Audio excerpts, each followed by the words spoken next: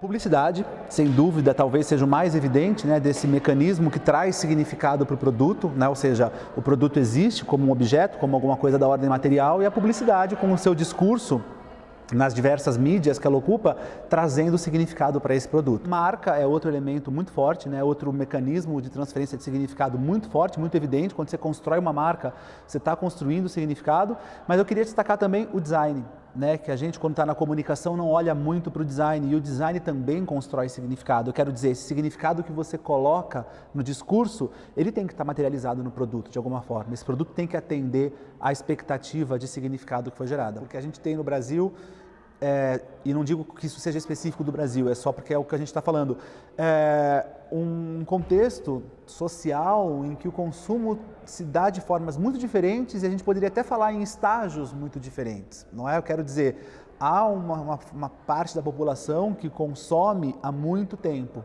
não é? Que, portanto, desenvolveu uma relação com marcas, produtos, categorias de um tipo, e tem um outro grupo de pessoas que passou a consumir muito mais recentemente, portanto está estabelecendo outras relações e está construindo outros tipos de relação. Então, quando a gente tem um contexto desse, e estou dividido em dois só para simplificar, né? Porque a gente tem, portanto, aí uma possibilidade enorme de relação entre pessoas e marcas, pessoas e consumo. Isso deixa tudo mais complexo, porque você vai perceber que o tipo de discurso, o tipo de conteúdos, os tipos de vínculos estabelecidos vão ser diferentes de pessoas para as pessoas. Agora, se a gente falar especificamente aí do acesso que nós tivemos recentemente de uma grande parte da população brasileira ao consumo, o que eu acho é o seguinte: de fato, nos últimos anos a gente viu aí que, sei lá, algumas dezenas de milhões de pessoas passaram a serem reconhecidas pelo acesso ao consumo. Né? Ou seja, não existiam praticamente aos olhos de uma outra parte da população porque não consumiam, né? Ou passaram a existir porque consumiram. Isso se manifestou muito claramente naquelas situações de aeroporto, por exemplo, né? Que foi uma situação que ficou muito tensionada porque várias pessoas se manifestaram nesse sentido, né? O aeroporto agora parece uma rodoviária, né? Agora eu pego o avião com a minha empregada, né? Ou seja, estou falando de casos bastante estereotipados e bastante tensionados para falar dessa situação, que essa sim me interessa, que é a existência social hoje em dia está ligada ao acesso ao consumo, né? Ou seja, quando uma parte da população passou a consumir, ela passou a existir. Só que ela não passou a consumir só coisas, ela passou a consumir também significados. E quando essa parte da população, ou quando a população de uma forma geral perde acesso ao produto, ela está perdendo acesso ao produto, mas ela está perdendo acesso ao significado, não é? E isso traz aí uma série de complicações, inclusive esse efeito que eu estou te falando, né? Ela aprendeu também com as marcas o que é feminismo. As pessoas estão entendendo qual é a função nova da mulher, não só pelas manifestações, pelas marchas, pelos textos, pelos teóricos, pelos livros, mas pela Avon, pela Skol, pelo que as marcas estão falando. Faz parte desse movimento, cada um com a sua função. Quando você bloqueia o consumo, você não está negando a elas uma cerveja, você não está negando a elas uma maquiagem, você está negando um significado. Agora, se esse significado está na mídia e a mídia é de graça, ela pode consumir o significado sem consumir o produto. Por um lado, a gente percebe que, não só na questão do pink money, mas quando uma marca traz relevância ou traz visibilidade para um público até então esquecido pelo consumo, tem um lado positivo aí.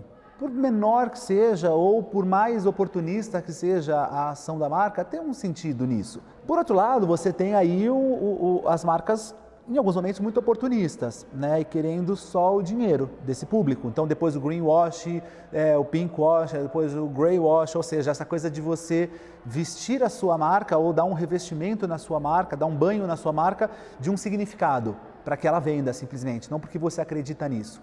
Olha que interessante, a gente vinha vendo as pessoas falarem muito disso, né? De que as marcas, elas falam de empoderamento, elas falam de causas, mas no fundo ela quer o dinheiro das pessoas. A gente já está vendo que as pessoas também respondem a isso, que elas acham legal o discurso, mas ela não vai falar, não vai comprar o produto. Então tem o contrário também. Não estou dizendo que o consumidor está errado, eu acho que o consumidor encontrou uma forma naturalmente de lidar com isso. Isso fica muito evidente hoje nas causas mais fortes que estão ligadas ao feminismo, por exemplo, das marcas que falam de feminismo terem um grande apelo, um grande sucesso do ponto de vista midiático, e nem sempre esse sucesso se reflete em vendas. Ou seja, se para a marca, se de um lado a marca vende um significado, mas o que ela só quer é vender, ela traz um discurso, mas o que ela só quer é vender, de outro lado o consumidor, ele acha legal esse conteúdo, mas não compra o produto.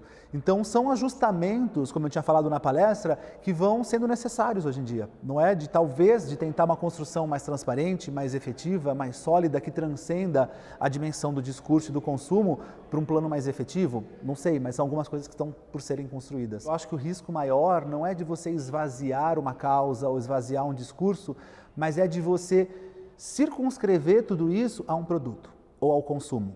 É você, de repente, esquecer que tudo isso que a gente está falando, qualquer que seja a causa, tudo isso só interessa se tiver efetivado no cotidiano das pessoas, né? Não adianta eu comprar uma marca porque essa marca tem um casal gay no anúncio, se no dia a dia eu escolho meus amigos a partir da questão sexual. Não adianta eu comprar um produto uma marca que não agride o meio ambiente, uma marca que tenta ser menos agressiva ao meio ambiente, se eu, por outro lado, não sou capaz de reciclar o lixo da minha casa. Entende? Então, o meu medo, eu acho que o risco maior é que essas causas todas, que a gente sabe a importância que elas têm, que elas fiquem circunscritas ao universo do consumo e aos produtos.